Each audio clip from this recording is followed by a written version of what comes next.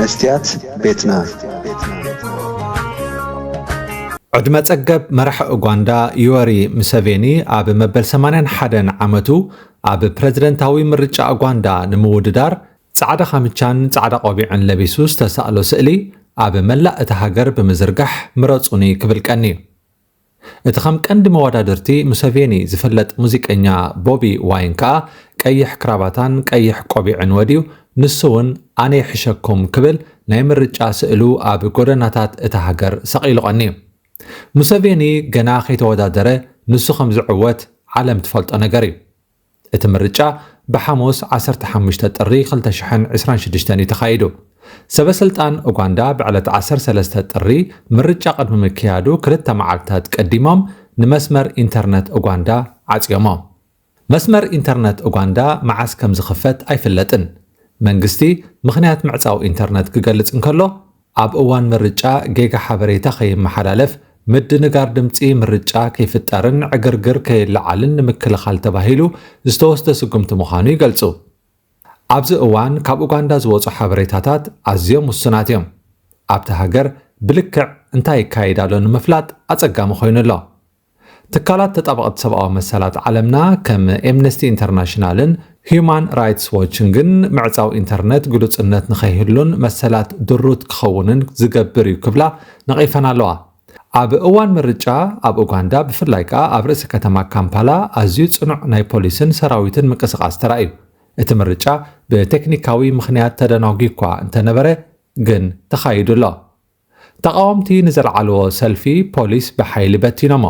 ገለ ኣባላት ናይ ተቃውሞ ሰልፍታት እውን ኣብ ትሕቲ ቀይዲ ውዒሎም ኣለዉ እቲ ናይ ብሓቂ ስሙ ሮበርት ኪያጉላኒ ከም ዝኾነ ዝንገረሉ ኣብ ህዝቢ ግን ብስም ቦቢ ዋይን ዝፍለጥ ተወዳዳሪ ሙሰቬኒ ድሕሪ ምርጫ ኣብ መንበር ገዝኡ እንከሎ ብኣባላት ጸጥታ ከም ዝተኸበበን ብሓንቲ ወተሃደራዊት ሄሊኮፕተር እውን ናብ ዘይተፈልጠ ቦታ ከም ዝተወስደን ይሕበር ኣሎ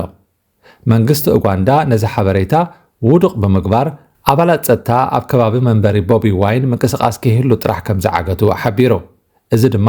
ጸጥታ ንምሕላው ኢልካ ዝተገብረ እዩ ክብል መንግስቲ ኡጋንዳ ወሲኹ ሓቢሮ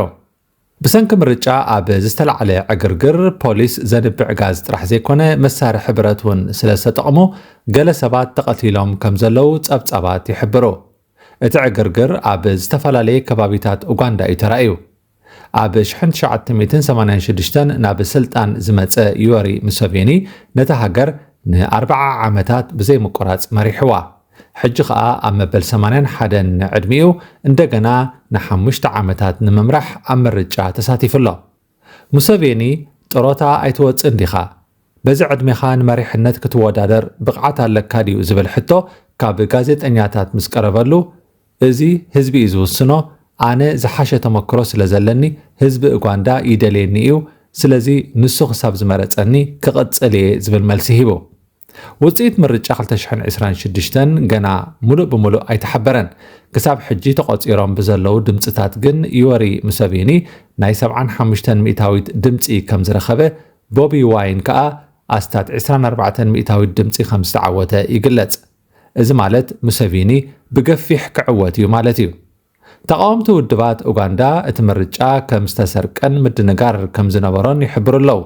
ስለዚ ዕጉባት ኣይኮኑን እዚ ንኡጋንዳ ን40 ዓመታት ዝመረሓ ሽማግለ መራሒ ሙሉእ ስሙ ዩወሪ ካጉታ ሙሰቬኒ እዩ ዝበሃል ብ15 መስከረም 1944 ተወሊዱ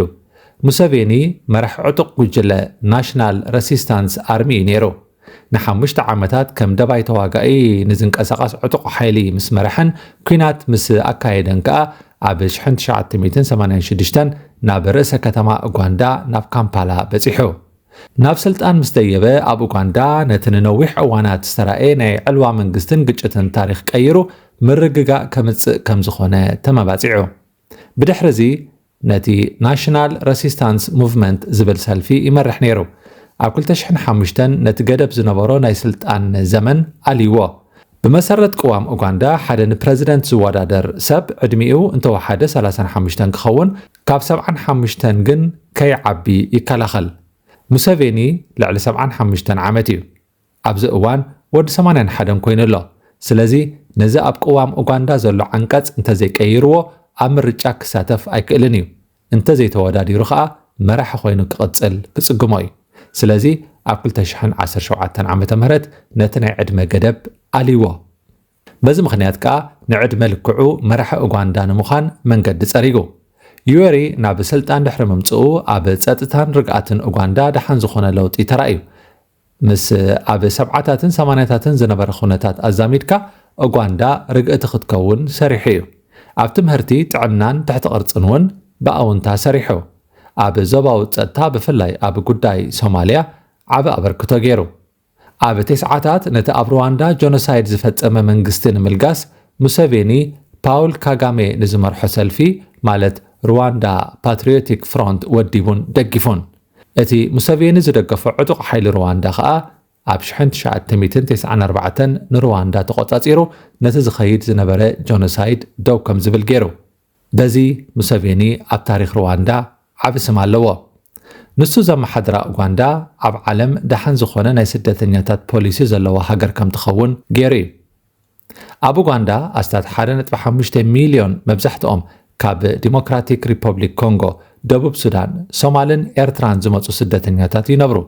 እዞም ስደተኛታት ብነጻነት ክንቀሳቐሱ ክሰርሑ ትካላት ክኸፍቱ ተጠቀምቲ ትምህርትን ጥዕናዊ ኣገልግሎትን ክኾኑ ክኢሎም እዮም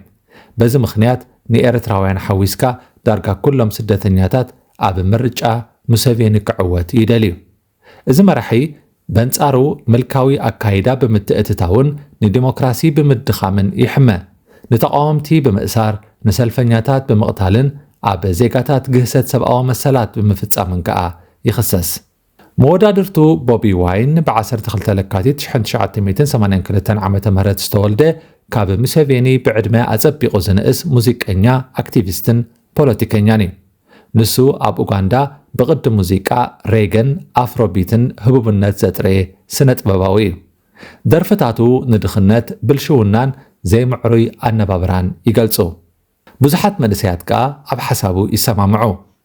ኣብ ፖለቲካዊ ጉዕዝኡ ከም ተቃዋሚ ብዙሕ እዋን ተኣሲሩ ተሃሪሙን ኣብ ትሕቲ ናይ ገዛ ማሕዮር ክጸንሕ ተገይሩን እዩ ኣባላት ጸጥታ